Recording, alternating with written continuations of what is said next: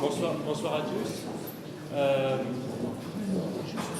On va commencer la soirée avec notre première table ronde qui va s'inscrire dans le cadre des enjeux environnementaux, comme on vous l'a proposé tout à l'heure. L'intervenant, Jackie Chabrol, deux mots sur un parcours marqué par le militantisme. Jackie Chabrol a toujours eu une volonté double de s'intéresser à la fois aux questions sociales et aux questions environnementales. Et il en parlera plus précisément tout à l'heure, en développant sa présentation. Il abordera la problématique environnementale sous trois aspects essentiels. La biodiversité, les questions de la biodiversité, et les enjeux qui sont autour de la perte de la diversité, que ce soit sur le champ animal ou végétal. La question des ressources et de la gestion des ressources des matières premières. Et le troisième point sur le dérèglement climatique, qui effectivement aujourd'hui prend le pas au niveau médiatique et sur la représentation que l'on peut avoir liée aux problématiques environnementales. Mais c'est peut-être pas forcément c'est un enjeu important, mais ce n'est pas le seul en tout cas qui peut nous porter quelques inquiétudes. Jackie Chabrol, donc tu as œuvré depuis très longtemps avec ATTAC, et puis dans le cadre du mouvement Alternatibat. Alternatiba, il n'y a pas de T. Il n'y a pas de T, je mets tout le temps un T. Alternatiba, donc peut-être tu nous donneras quelques éléments aussi sur l'origine de ce mouvement-là, et puis le déroulé des problématiques. On va partir sur un constat dans un premier temps, et puis dans la discussion, avec l'échange, en échangeant avec vous, on ira peut-être aussi sur les alternatives qui sont possibles, qui sont envisageables, en tout cas à partir desquelles on peut construire un monde qui s'inscrit sur un champ peut-être différent de celui qui nous est proposé aujourd'hui en tout cas. Je te laisse la parole. Tout d'abord, je voudrais remercier cette invitation. Je suis très content d'être à Thiers. Bon, c'est pas que j'habite très loin, j'habite vers Vic-le-Comte, Billon. Mais bon, je viens pas très souvent à Thiers. Je suis très heureux d'être là ce soir. En plus, dans ce lieu emblématique, puisque c'est le côté un petit peu... Moi, j'ai commencé à travailler dans la métallurgie, donc ça me rappelle un petit peu des souvenirs. Mes parents, ils ont été ouvriers en usine pendant 30 ans aussi. Donc, je suis un petit peu né dans ce milieu-là. Et quand Hervé rappelait mon passé militant, je voudrais dire aussi que j'ai été syndicaliste pendant à peu près 30 ans, que ce soit en usine ou que ce soit ensuite dans l'éducation nationale, puisque j'ai le défaut d'avoir fini par cette grande institution. Voilà, donc pour la présentation, 50 ans de militantisme que je raconte dans un livre que vous pouvez trouver en bas, à côté des revues de silence, puisque j'ai commencé à peu près à réfléchir à plein de choses dans le grand mouvement de mai 68, où j'étais étudiant à l'époque. Et puis voilà, donc ça fait 50 ans que ça dure, pourvu que ça dure encore 50 ans. Bien, alors effectivement, moi j'ai un parcours qui est assez classique au départ, donc je travaillais en usine, donc je me suis engagé en tant que militant syndical.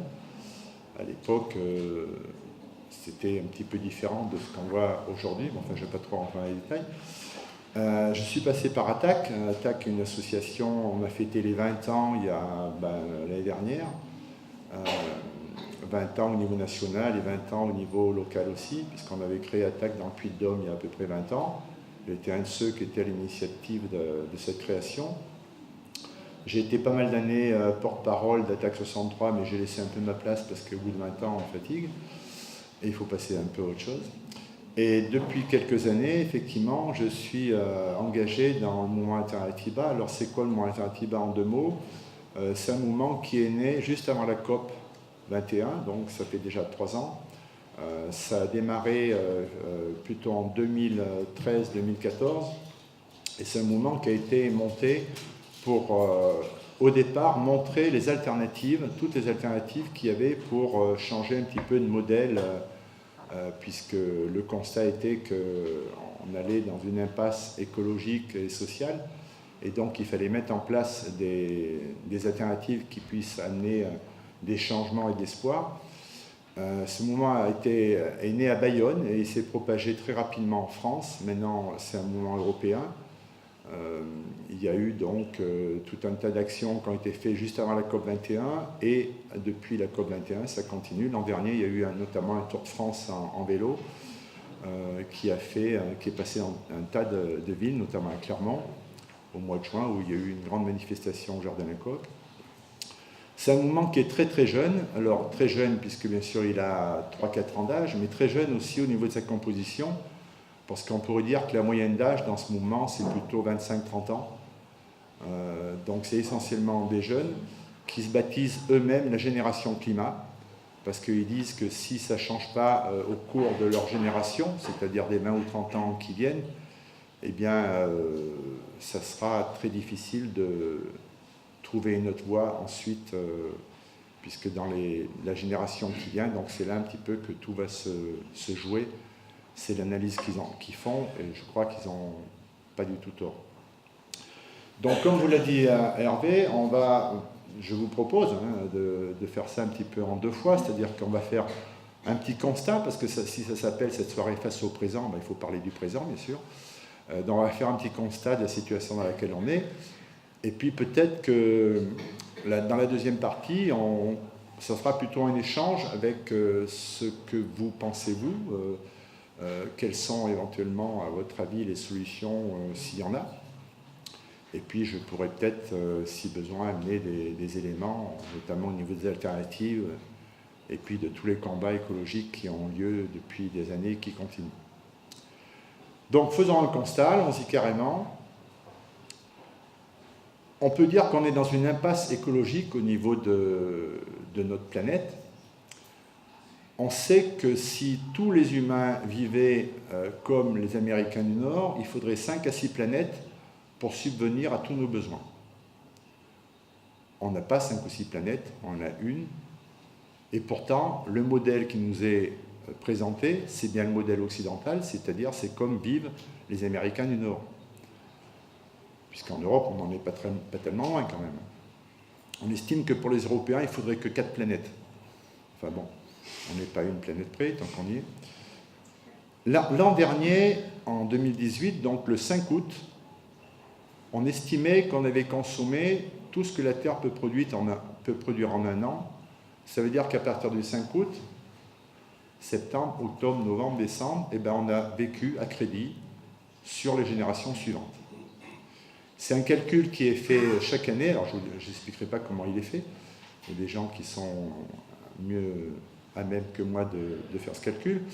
Il y a quelques années, c'est-à-dire il y a une quinzaine d'années, on estimait que mi-décembre, on avait consommé ce que la planète pouvait produire. Mais c'était mi-décembre, il restait 15 jours à crédit. Aujourd'hui, on en est à plus de 4 mois. Voilà, quand on a dit ça, voilà, ça veut dire qu'on ne peut pas continuer comme ça. C'est évident, c'est évident. Alors, il y en a qui ont des solutions, ils veulent aller coloniser la planète Mars, pourquoi pas. Je ne sais pas combien on pourra y aller, mais certainement pas très nombreux.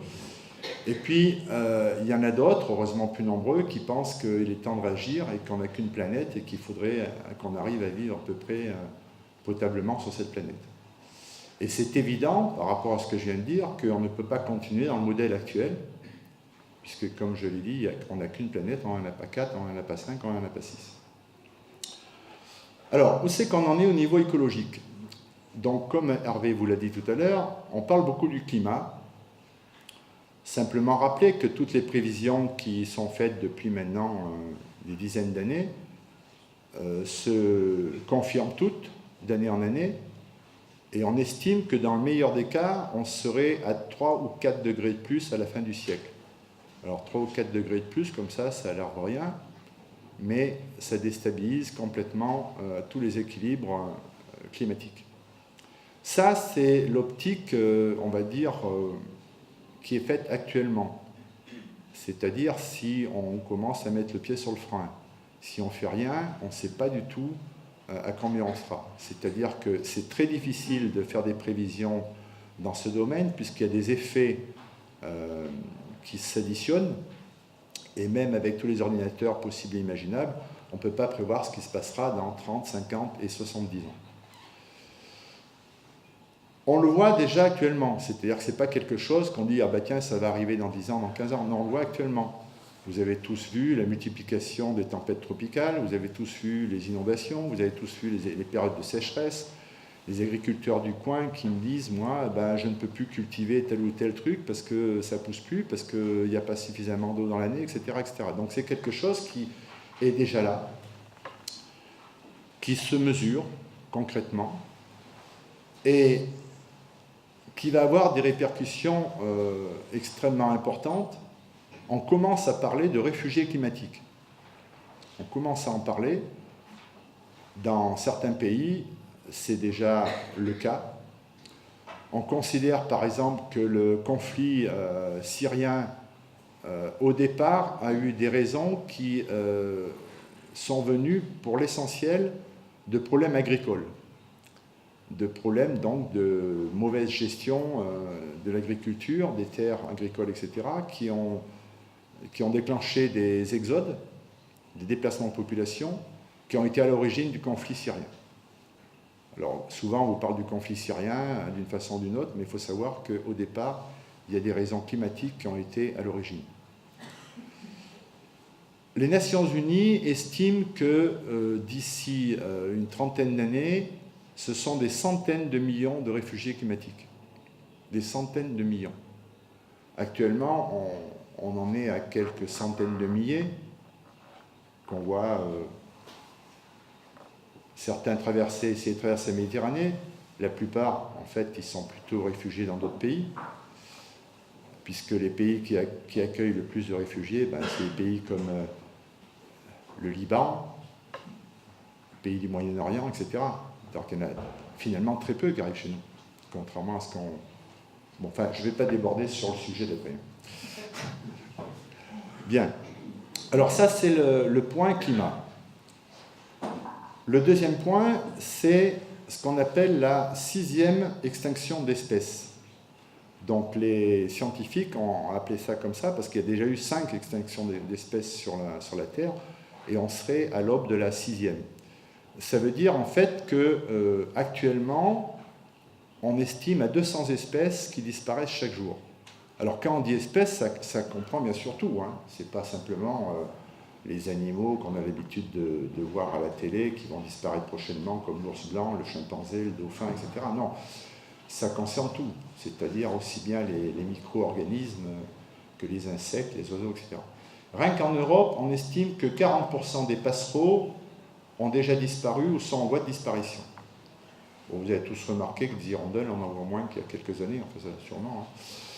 Il y a plein d'autres oiseaux qu'on voit de moins en moins. On ne parle pas des abeilles, puisque les apiculteurs, tous les ans, tirent la sonnette d'alarme en disant que les abeilles disparaissent à vitesse grand V, etc. Et il n'y a pas que les abeilles, il y a tout un tas d'autres insectes, des insectes pollinisateurs notamment, donc avec toutes les conséquences que ça a sur l'agriculture et la culture. Alors, je ne vais pas trop m'étendre là-dessus sur la perte de biodiversité, mais il faut savoir quand même que c'est quelque chose, quand on dit la 6e extinction d'espèces, c'est-à-dire que c'est quelque chose qui a commencé et qui s'accélère de jour en jour. Certains scientifiques disent que d'ici 20 ou 30 ans, il n'y aura plus de vie marine. 20 ou 30 ans. Il n'y aura plus de vie marine dans les océans. S'il n'y a plus de vie marine dans les océans, ça veut dire qu'il n'y a quasiment plus de vie sur Terre, car on sait que la Terre, c'est quasiment 3/4 de l'eau. Donc c'est quelque chose qui est extrêmement important et que l'on ne va pas pouvoir arrêter comme ça. C'est comme le climat, hein. C'est pas parce qu'on décide aujourd'hui de tiens, on arrête tout. Non, on n'arrête pas tout, parce que ce qui est en train de se passer, c'est ce qu'on a fait il y a 10, 15 ou 20 ans. C'est pas ce qu'on fait aujourd'hui. Ce qu'on fait aujourd'hui, on le verra dans 10, 15 ou 20 ans. Donc le truc est déjà en route, pour ainsi dire. Mais effectivement, si on réagit, il y a peut-être une façon au moins d'arrêter, au moins de freiner la course en avant.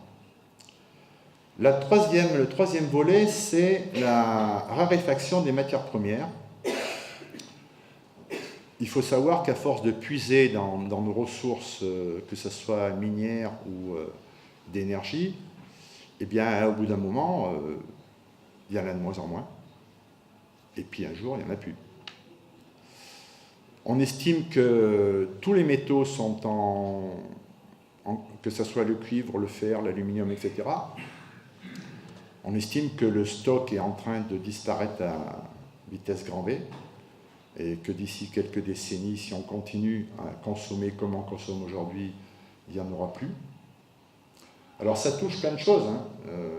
Je fais une toute petite parenthèse par rapport au numérique, on en parlera un petit peu tout à l'heure, mais le numérique fait appel à énormément de métaux, notamment des métaux rares. On en parlera sûrement tout à l'heure. On parle aussi de la pénurie d'énergie. On dit que le pic pétrolier a eu lieu, alors je fais une fourchette, entre 2005 et 2010, il y en a qui disent que c'est 2006, d'autres 2008, on ne va pas pinailler. Qu'est-ce que ça veut dire, le pic pétrolier? Ça veut dire qu'on a consommé plus que ce que l'on peut extraire. C'est-à-dire que les premières prévisions du pic pétrolier avaient été faites dans les années 40. Il y avait déjà des gens qui avaient estimé qu'arrivé à un certain moment, on dépassera ce que l'on peut extraire et donc on vivra sur ce qui reste, quoi. Alors, on vous parle sans arrêt de nouvelles explorations, etc. Mais même en allant chercher au fond des mers ou en allant gratter un petit peu comme on le fait actuellement avec les sables bitumeux au Canada, etc.,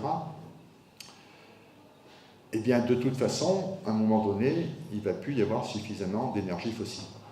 Or, actuellement, on dépend à 85% de l'énergie fossile. On vous parle beaucoup des énergies renouvelables. Les énergies renouvelables, c'est peanuts au niveau mondial, pour le moment. Et de toute façon, quand on parle en termes d'énergie, si on continue à consommer comme on consomme, les énergies renouvelables ne pourront jamais remplacer les énergies fossiles. Ce n'est pas possible. Techniquement, financièrement et technologiquement, ce n'est pas possible. Donc ça veut dire que si on parle d'énergie, il faut revoir la consommation d'énergie, et la première chose à faire, ça serait de réduire de moitié notre consommation actuelle. Alors quand je dis ça, ça ne veut pas dire que tout le monde doit diminuer de moitié, ça veut dire que globalement, sur ce que l'on consomme au niveau de la planète, il faudrait réduire de moitié. Les gens du GIEC, vous savez tout ce que c'est le GIEC, là, le groupe intergouvernemental d'études du climat, qui font le lien entre, bien sûr, les dérèglements climatiques et l'utilisation des énergies fossiles, puisque c'est l'utilisation des énergies fossiles qui émet du CO2, entre autres, parce qu'il n'y a pas que le CO2 comme gaz à effet de serre, mais c'est le CO2 qui est le plus important en quantité. Ils disent qu'il faudrait laisser 80% des réserves actuelles où elles sont, c'est-à-dire de ne pas les utiliser.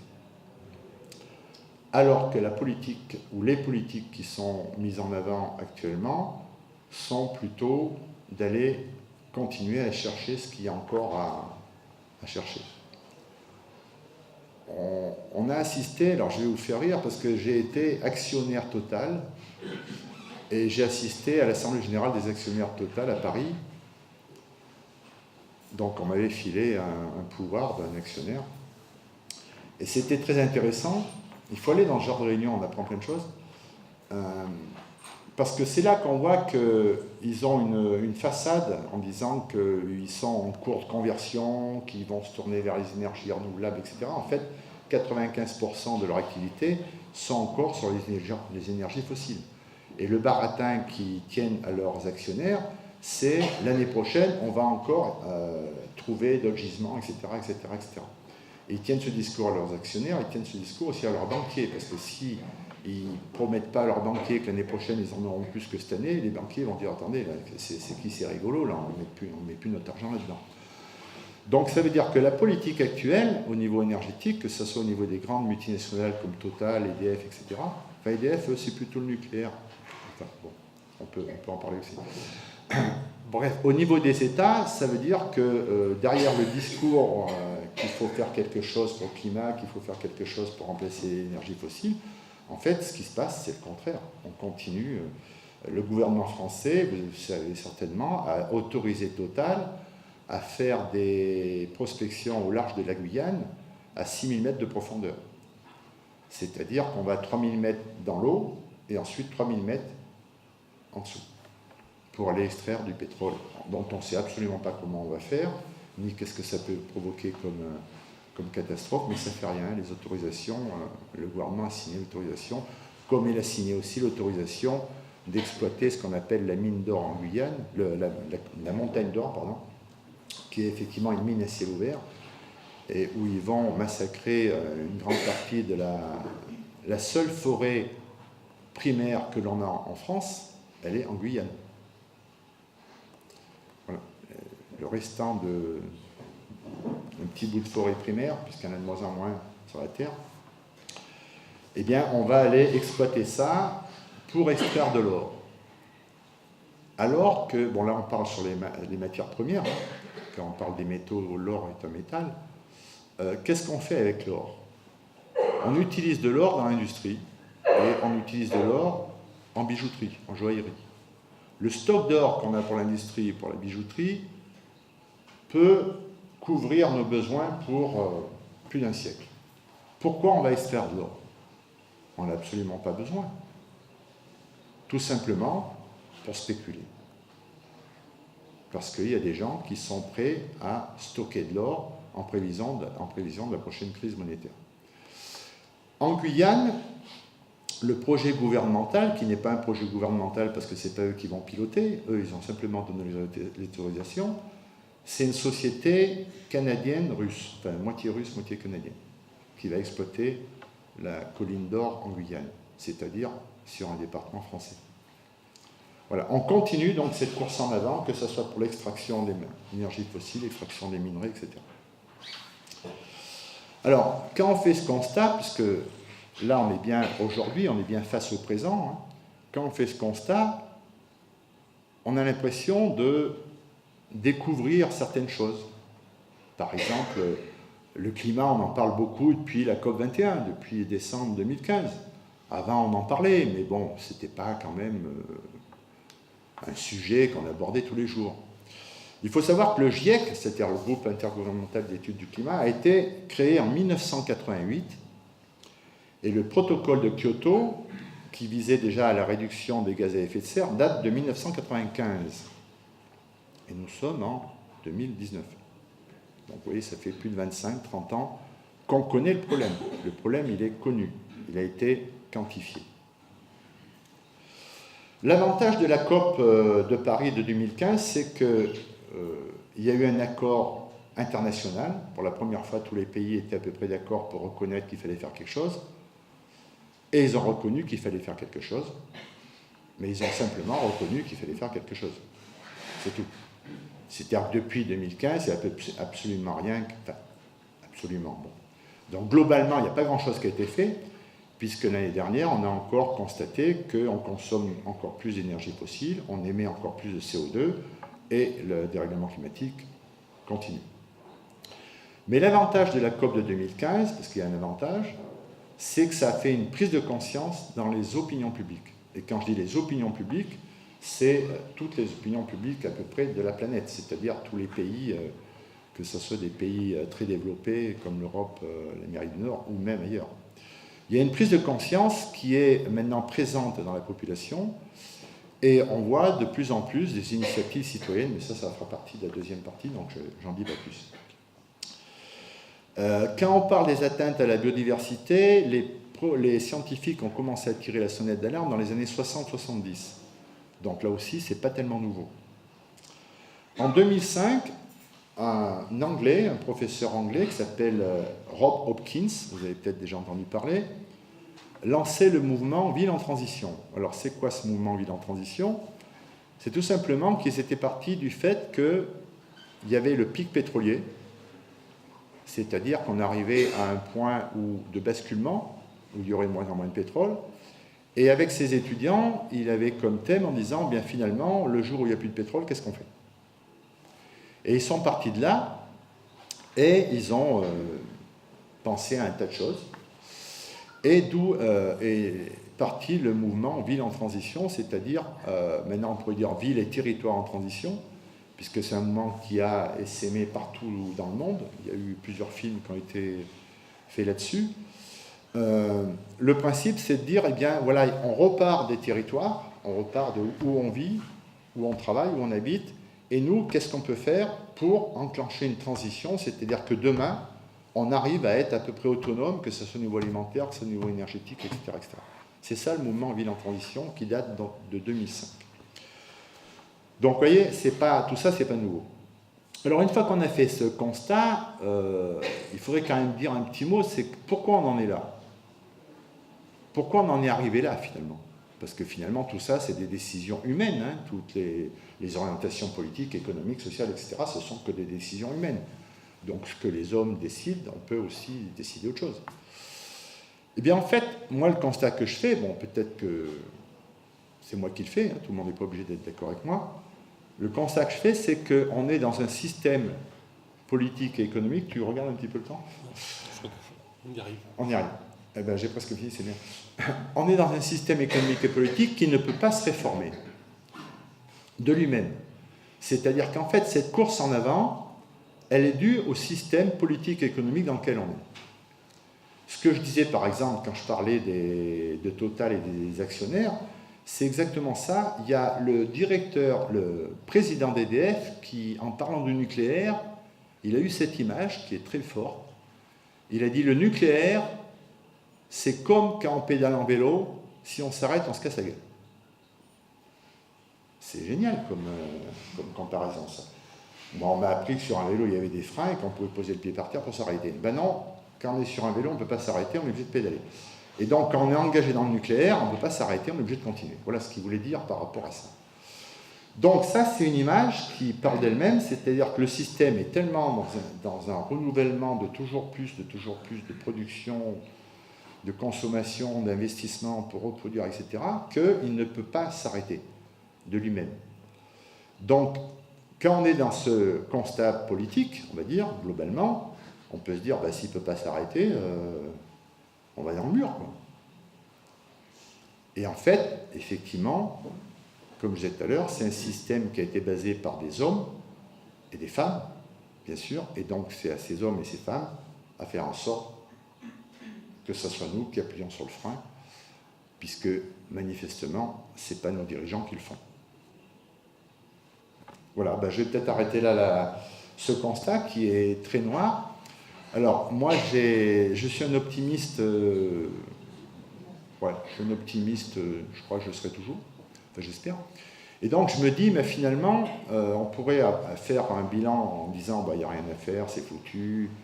Puis, je pourrais me dire, bon, moi, là, Jauger, tranquille, je reste dans mon canapé, dans la télé, avec une bière, je regarde mon foot, et puis c'est bon, quoi. Et pourquoi on continue à se battre s'il n'y a rien à faire? Et justement, c'est là que c'est intéressant. Parce qu'on a tout à faire. Et c'est quand on a tout à faire qu'effectivement, on peut le faire. Je vous remercie.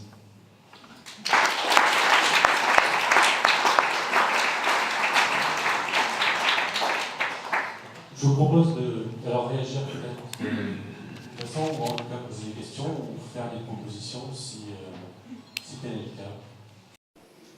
Qui se lance. Je voudrais simplement réagir par rapport à l'énergie dont vous parliez, pour le nucléaire. On pédale tous et il ne faut pas s'arrêter.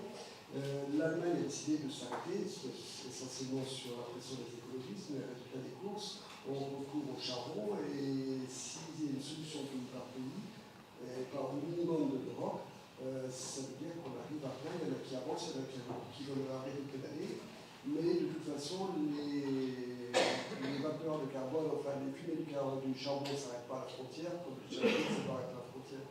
Alors comment est-ce qu'on peut faire, et notamment pour faire plus ensemble en Europe?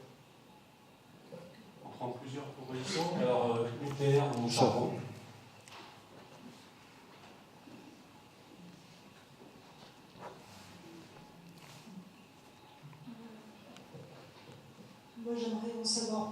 sur les alternatives, sur le mouvement Alternativum dont vous avez parlé, puisque c'est un mouvement qui a l'air quand même porteur d'espoir. On aimerait bien avoir des pistes dans cette direction. Une troisième question, et puis on donnera la parole à Olivier Général.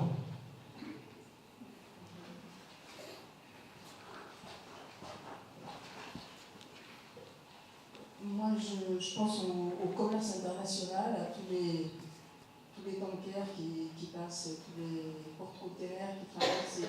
C'est l'Organisation mondiale du commerce qui utilise une partie très très très importante de l'énergie. Et déjà, s'il y avait moins d'utilisation d'énergie, il y aurait moins besoin d'en chercher partout.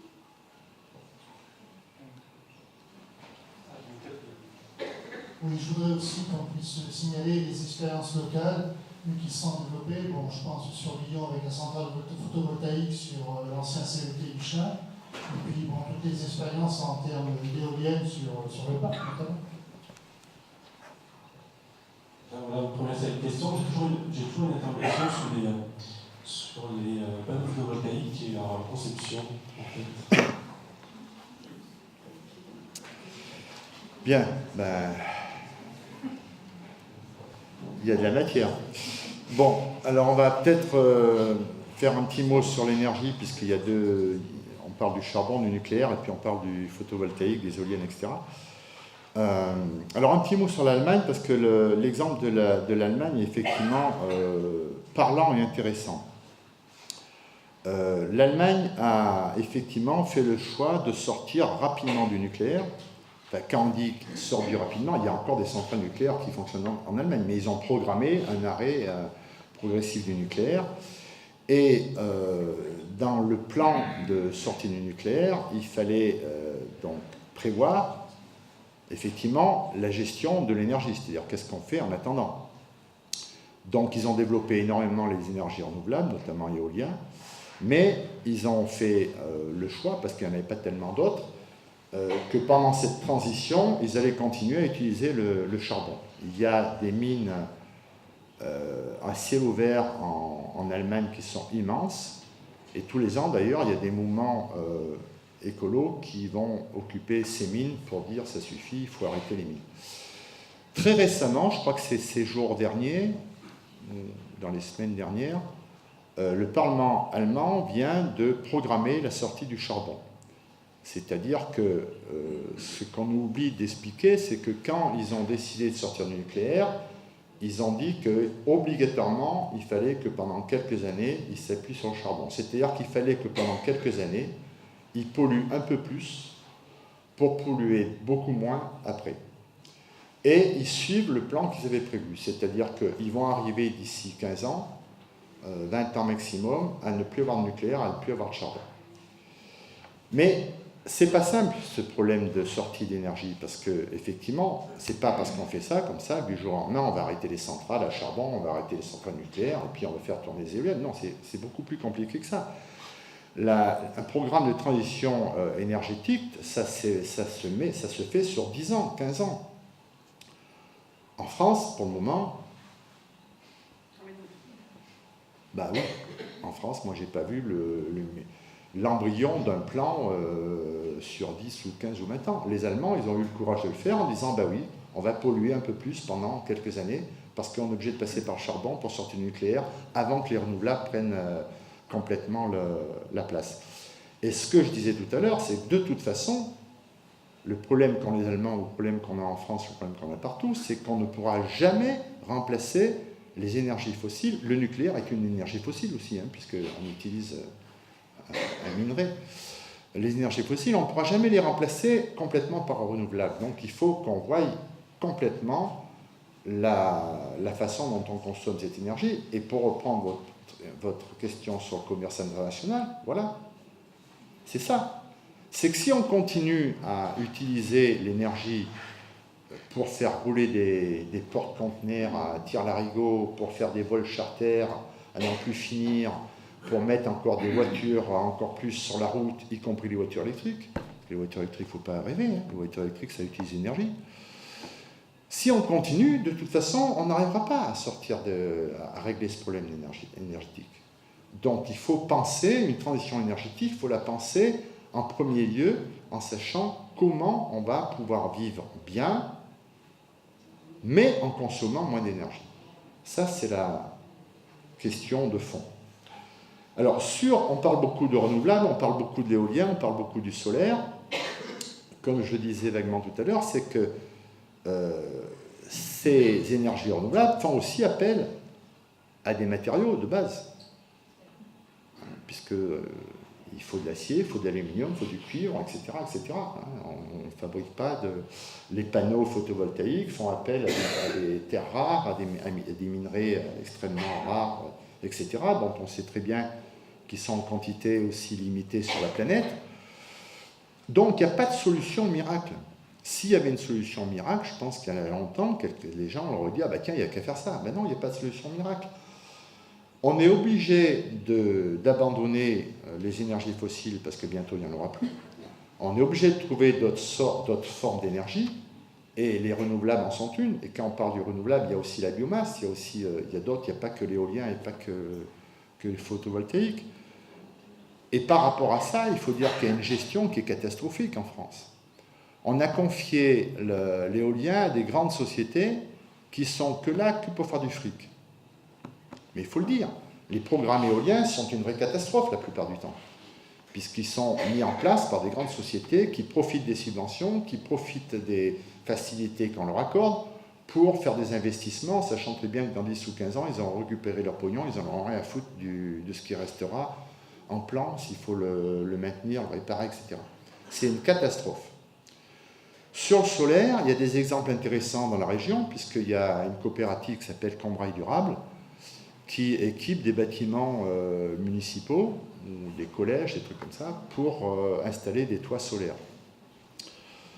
Parallèlement, j'ai lu récemment que, je crois que c'est en Haute-Loire ou dans le Cantal, je ne sais plus, dans le Cantal peut-être, où ils vont couvrir je ne sais pas combien d'hectares de panneaux solaires. Là aussi, c'est une aberration.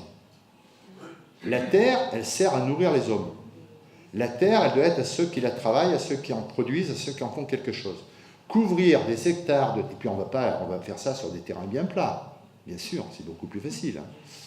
Donc on va zigouiller des terrains agricoles pour faire de l'énergie. Tout à l'heure, quand je disais qu'on perd énormément, on va vers un manque de matériaux de base et d'énergie, il y a une chose que je n'ai pas dit, c'est la perte de terrain agricole. Tous les 10 ans, en France, c'est l'équivalent d'un territoire qui part à l'urbanisation, aux autoroutes, aux parkings, aux centres commerciaux, etc. C'est terre qui ne sert plus à alimenter les gens, puisque quand même, il ne faut pas oublier que ce qu'on mange, ça vient de quelque part. Quand on parle des transports, on parlait du commerce international. Il faut savoir que le fuel lourd qui est utilisé dans les porte-conteneurs n'est pas taxé. Il faut savoir que le kérosène qui est utilisé dans les avions n'est pas taxé. Quand je dis n'est pas taxé, je parle de la taxe sur les carburants que vous payez tous. Quand vous faites un plein dans votre voiture, les 2/3 de ce que vous payez, c'est une taxe. Le kérosène n'est pas taxé. Alors on emmène des centaines de personnes, 3 jours à Tunis, 3 jours au Maroc, 3 jours ci, 3 jours là, etc. Ils en sont à tel point, vous avez certainement dû voir ça à la télé, que la plupart de ces endroits en sont à limiter le nombre de touristes parce que c'est en train de bousiller les sites, les espaces naturels, etc. Et pourquoi il y a eu ce tourisme de masse? Tout simplement parce qu'on a décrété que le transport aérien devait pas être cher. Mais si le transport aérien était au prix où il est, il y aurait 10 fois moins, voire 100 fois moins de déplacements aériens. En France, 80% des aéroports sont subventionnés. Olna, pareil. Vous enlevez Clermont, la chambre de commerce de Clermont, Olna ferme. Et puis, c'est pas rentable. Un aéroport n'est pas rentable si ce n'est pas subventionné par les pouvoirs publics. Il faut le savoir. Donc, si on supprimait ça, c'est-à-dire si on disait, maintenant, le kérosène, il va être taxé, et demain, les aéroports, écoutez, si vous n'avez pas assez de trafic, vous fermez l'aéroport. Il y a des pays européens où il y a 10 fois moins d'aéroports qu'en France, par rapport à la même population. Voilà, donc tout ça, c'est lié. Alors, commerce international, bon, j'en ai parlé un petit peu, on pourra en parler d'une façon un peu plus importante. Ce que je disais tout à l'heure, quand le système s'auto-nourrit ou s'auto-détruit lui-même, c'est en grande partie sur ce principe-là. C'est-à-dire qu'on a décrété, ça c'est vraiment flagrant depuis ce qu'on appelle la mondialisation, c'est-à-dire une trentaine d'années, mais ça a commencé bien avant, ça a commencé dans les années 50, on a décrété qu'il fallait favoriser le commerce et que si on favorisait le commerce, tout le monde serait heureux. Enfin, je caricature en disant ça dans une phrase, mais en gros c'est à peu près ça. Et donc on y a mondialisé ça, c'est-à-dire qu'actuellement, effectivement, tout est fait pour que les lois du commerce passent avant toutes les autres. Tous les accords unilatéraux ou multilatéraux, vous avez entendu parler du CETA, du TAFTA, bon pour le moment Trump il a mis un pied dessus mais ça va bien revenir. Donc il préfère négocier d'État à État, c'est beaucoup plus facile. Entre le Maroc et les États-Unis, c'est sûr que le Maroc il n'y a pas grand chose à dire. Bref, mais voilà, donc tout ce modèle de société, puisque c'est un modèle de société qui s'est répandu à travers le monde et qui est le seul modèle unique, comme disait Margaret Thatcher, il n'y a pas d'autre alternative. There is not alternative, Tina, fameux Tina. Donc ce modèle, il a imposé à tout le monde sur la planète, et ce modèle est l'essence même de tous les problèmes. Problèmes énergétiques, problèmes de matières premières, etc. Voilà, alors les alternatives, on va faire le rapprochement. La première des alternatives, c'est de relocaliser les activités. C'est de relocaliser les productions. C'est de relocaliser les transformations. En France, dans des pays développés comme la France et plein d'autres, on fait plein de choses, ou on sait faire plein de choses. Pourquoi qu'un pot de yaourt, il fait 5000 km avant d'arriver dans votre assiette? Il y a des agriculteurs pas loin qui font du yaourt, qui vous donnent ça dans des pots en verre, qui sont lavables, recyclables. On n'a pas besoin d'aller à la grande surface acheter des pots de yaourt en plastique qui sont passés par l'Allemagne, la Hollande, l'Italie avant de venir en France. Première des alternatives, relocalisons les productions, relocalisons la distribution, reprenons nos savoir-faire sur des choses simples, évidentes, faciles à faire et que l'on maîtrise. Le mouvement Alternatiba, il est né là-dessus, c'est-à-dire montrer qu'effectivement, il y avait déjà des alternatives en place. On les connaît peu. Dans le grand public, effectivement, tout le monde ne connaît pas tout ce qui se passe à côté de chez lui, ou si on connaît ce qui se passe à côté de chez nous, on ne connaît pas ce qui se passe de l'autre côté, etc. Donc le mouvement Alternatiba, il a été là-dessus. C'est faire connaître les alternatives qui existent déjà, ce qui fonctionne déjà. C'est-à-dire, ce n'est pas des lubies d'écolos, intellos qui disent « Ah ben tiens, si on faisait ça », non. C'est des choses qui existent, qui sont présentes, qui sont réelles, qui fonctionnent. Faisons-les connaître et développez-les. Voilà le mouvement Alternatiba, en gros, c'est ça. C'est au niveau de la distribution, de l'alimentation, c'est au niveau de la culture, c'est au niveau de l'enseignement, c'est au niveau de la production, c'est au niveau de l'artisanat, c'est à tous les niveaux. Toutes les alternatives existent dans tous les domaines. On va peut-être prendre d'autres questions. On a encore une dizaine de minutes pour échanger. Les échanges pourront se faire librement pendant les déambulations. Moi, je voudrais vous demander juste si vous avez des informations sur le recyclage des panneaux photovoltaïques. Et également, puisque c'est un autre sujet, mais qui y revient, sur le recyclage des batteries des voitures électriques. Merci. Vaste programme. Moi, je voudrais être très très concret, parce qu'à Pierre, on parlait de ville en transition, mais on peut déjà faire plein de choses. On peut changer son fournisseur d'électricité, et c'est très facile. Et, par exemple, la Enercop, une coopérative, et qui fonctionne différemment des multinationales. Moi, j'ai plus de congélateur. Mon réfrigérateur, je le branche en décembre et je le rallume au mois d'avril. On peut mettre son indice d'économie au lieu d'aller à la Société Générale ou au Crédit Agricole dans une banque qui s'appelle la Nef. et là, on est sûr que cet argent sert à des projets écologiques ou sociaux. On peut faire plein de choses. On peut, au niveau de l'alimentation, à Thiers, on a une AMAP, on a un magasin de producteurs, au champ. Donc déjà, c'est énorme tout ce que je viens de citer. Et c'est vraiment très facile. Et puis je crois aussi qu'on peut, sur un plan plus général, se questionner sur la propriété privée qui consomme beaucoup d'énergie et qui aussi est peut-être à la base du mur dans lequel on va. Alors moi, je suis d'une génération, j'ai pu acheter ma maison, je suis attaché à ma maison et j'ai un peu de mal, mais je trouve qu'il y a des concepts différents et je trouve que, par exemple, à Notre-Dame-des-Landes, c'est dommage qu'au moins, en tant que village d'expérimentation, on ne laisse pas se développer d'autres modes de vie. D'autres interventions. Tu parlais de deux circuits courts qui ont été mis en place. Je repasse la parole à Jackie en même temps. J'ai regardé ça un petit peu avec un peu de curiosité, parce que je faisais partie des membres fondateurs de la MAP. La MAP, ça représente une centaine de familles, à peu près adhérentes à Thiers, donc c'est quand même pas négligeable pour une ville de cette grandeur-là. Et on s'est dit comment les choses vont se faire avec le magasin, le producteur, en termes de concurrence. Il y avait déjà eu un essaimage à Courpierre, donc ça fait une proposition assez dense. Et il s'avère que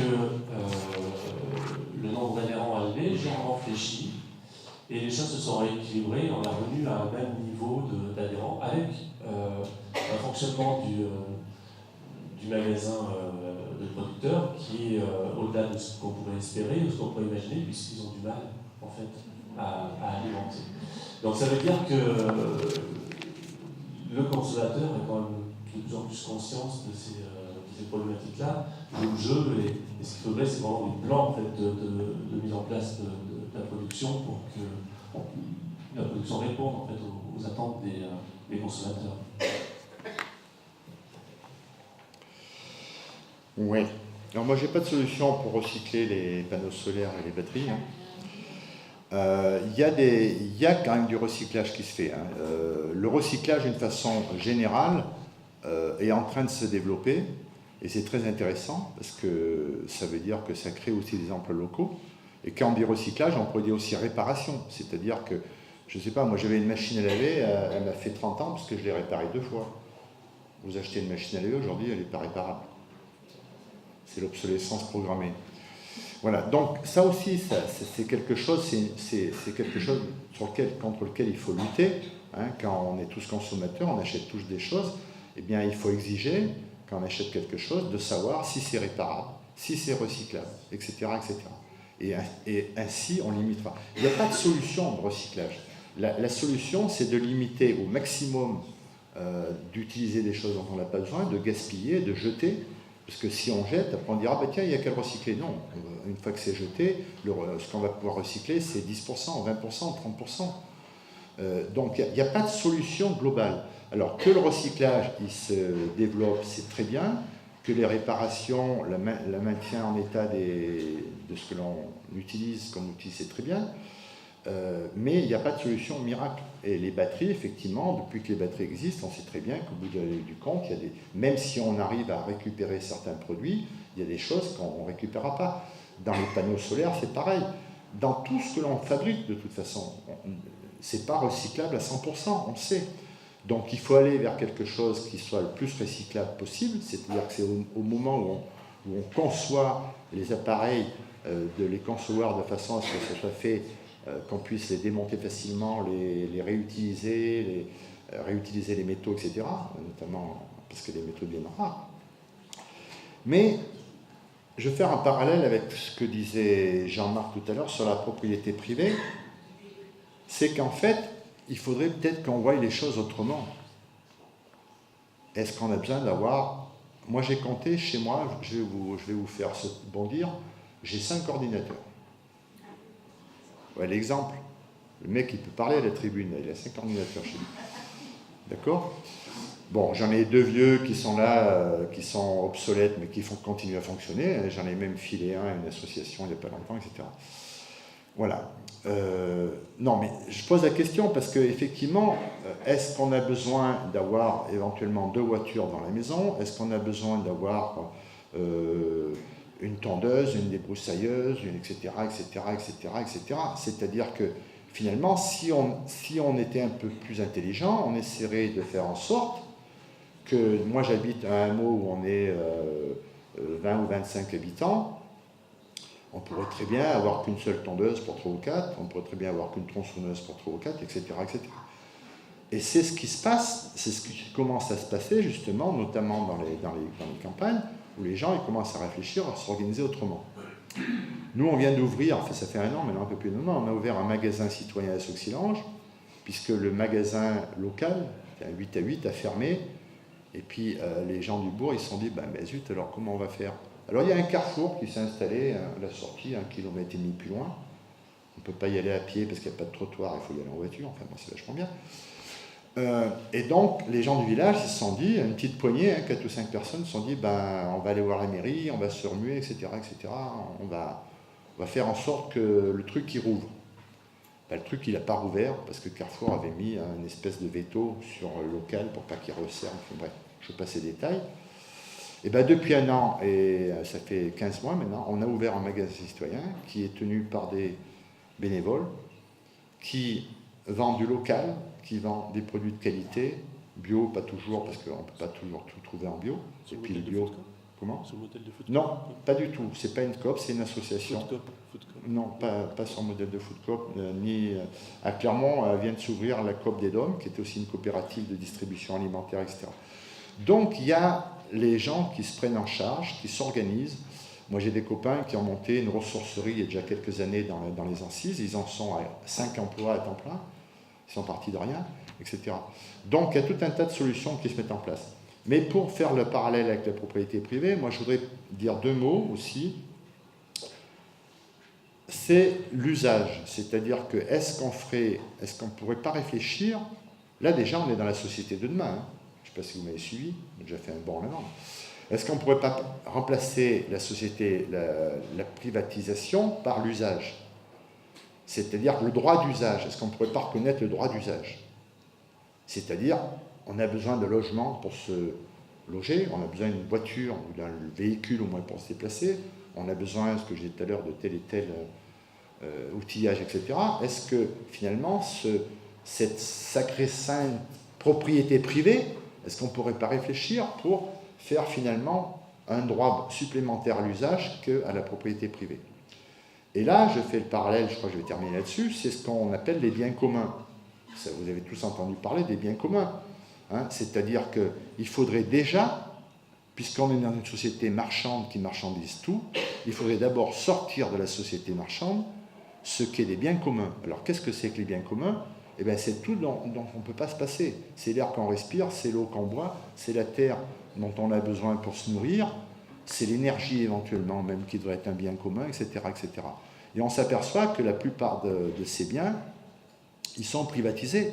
L'eau qui arrive à votre robinet, ce n'est pas un bien commun. Dans certaines villes, ça c'est intéressant aussi, puisque dans certaines villes, ils ont repris à leur compte, certaines communes ont repris à son compte la régie de l'eau. C'est très bien, il y a des exemples dans le Puy-de-Dôme comme ça qui sont par là. Châteldon, il y a Clermont, il y en a d'autres. Toute la régie sur la montagne tiernoise est publique. Voilà, du côté de Saint-Nectaire aussi, etc. Bien, donc il faudrait repenser ça, c'est-à-dire qu'est-ce que c'est que le droit d'usage, qu'est-ce que c'est que le bien commun, qu'est-ce qu'il faut mettre dans le bien commun, qu'est-ce qui doit rester dans le commerce libre, on va dire.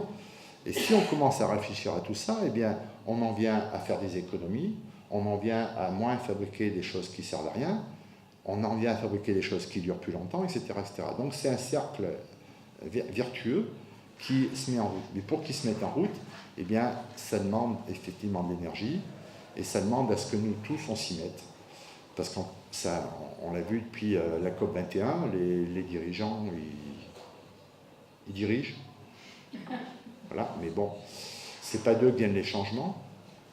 Je vais juste terminer une phrase en disant que le développement des alternatives est nécessaire, obligatoire, parce que c'est ainsi, et c'est à travers ces alternatives, qu'on va construire la société de demain et le nouveau modèle économique, social et écologique. Mais actuellement, l'urgence est telle qu'il faut aussi s'opposer à tous les projets climaticides ou qui vont détruire l'environnement ou qui vont polluer, etc. On est encore en train d'ouvrir sur la région des fermes en mettant 2000 cochons, 1000 vaches ici, 6000 poulets là, etc. On sait très bien que cette agriculture est vouée à l'échec, que ça ne marche pas, que ça va inonder encore de produits de bas de gamme, pas chers, etc. Il faut stopper ce type de projet. Et comme si on n'arrive pas à intervenir, il faut intervenir auprès des élus, il faut faire pression, il faut faire du lobbying, il ne faut pas avoir peur de ce mot lobbying. Il y en a assez des entreprises qui font du lobbying. C'est à nous, citoyens, de faire du lobbying au niveau des élus en disant pourquoi vous avez autorisé tel truc et pourquoi vous ne faites rien contre tel truc, etc. Et il y a des moments, il faut carrément aller s'opposer, ce qu'a fait Notre-Dame-des-Landes, puisque je vais finir là-dessus, puisque tu le dis. Notre-Dame-des-Landes, ils ont occupé le site. L'aérodrome ne s'est pas fait. L'aérodrome, c'est fini. On n'en parle plus de l'aérodrome. On est même arrivé à prouver, finalement, quand ils ont fait l'enquête finale, que cet aérodrome, on ne savait plus pourquoi on voulait le construire, parce qu'il ne servait à rien. Et ça faisait 30 ans qu'on voulait le construire quand même. C'est fort quand même, comme bar café. Je ne sais pas si vous avez entendu ces jours-ci, il y a eu un raisonnement au contraire qui a été soutenu par les journalistes, à savoir que du fait du droit des grains, ça allait coûter 2 fois plus cher que l'aéroport, à cause de la lutte contre les nuisances sonores, et qu'on n'aurait pas d'aéroport du tout.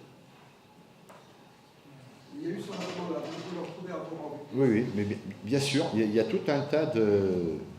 Il y a tout un tas d'arguments, de contre-arguments, d'informations, de contre-informations, etc.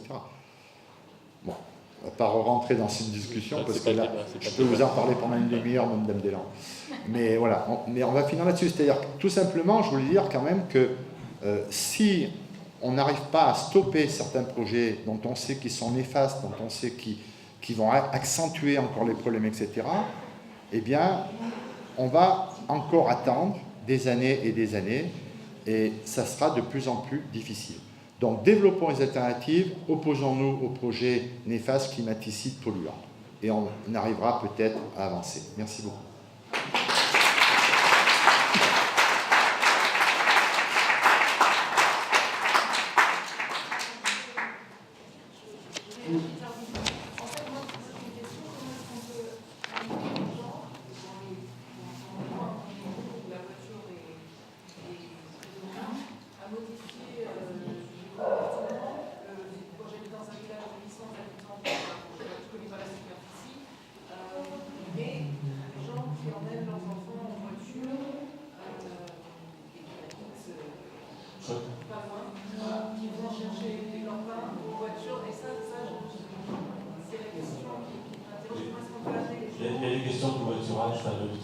transport en commun, etc. En tout cas, on va continuer le débat et les échanges sans aucun problème à la suite, parce que c'est des éléments qui sont importants pour la campagne. On va avoir, désolé pour la frustration est aussi constructive parfois. On va avoir, malgré tout, pour réparer ça, cette frustration, Bulle de Jazz qui va nous proposer quelques notes, quelques airs de musique douce et va nous amener vers le travail de Christophe Dalecki qui nous fait des propositions sur la question environnementale au premier étage.